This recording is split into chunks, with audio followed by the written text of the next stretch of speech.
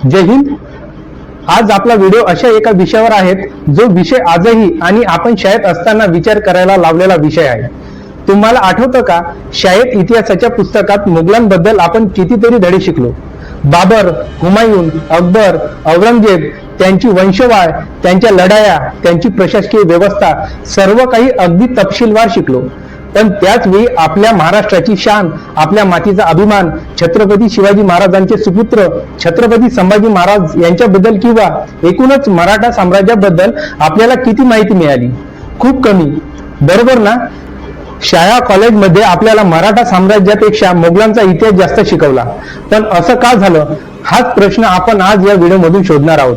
आठवा आपले शाळेचे दिवस। इतिहासाचा तास म्हणजे कधी कधी कंटाळवाणा वाटायचा, कारण त्यात फक्त तारखा आणि राजे महाराजे यांची नावे।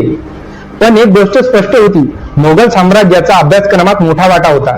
दिल्लीच्या तख्तावर कोण होतं, त्यांनी काय बांधलं, कोणते युद्ध जिंकले, हे सर्व आपल्याला तोंडपाठ होतं।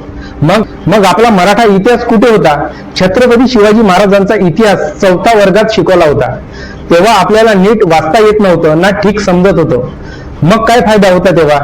नंतर पुढच्या शिक्षणात शिवाजी महाराजांवर 1-2 धडे, पण त्यानंतर त्यांच्या महान पुत्राबद्दल, ज्यांनी केवळ 9 वर्षाच्या काळात 40 वर्षाचे काम केले, ज्यांनी अनेक ग्रंथ लिहिले, अनेक किल्ले जिंकले, ज्या योद्ध्याने औरंगजेबाला पुरते जेरीस आणले होते, ते स्वराज्याचे दुसरे छत्रपती संभाजी महाराज यांच्याबद्दल थोडाही इतिहास का शिकवला नाही? एकंदर मराठ्यांचा इतिहास जास्त शिकवला नाही।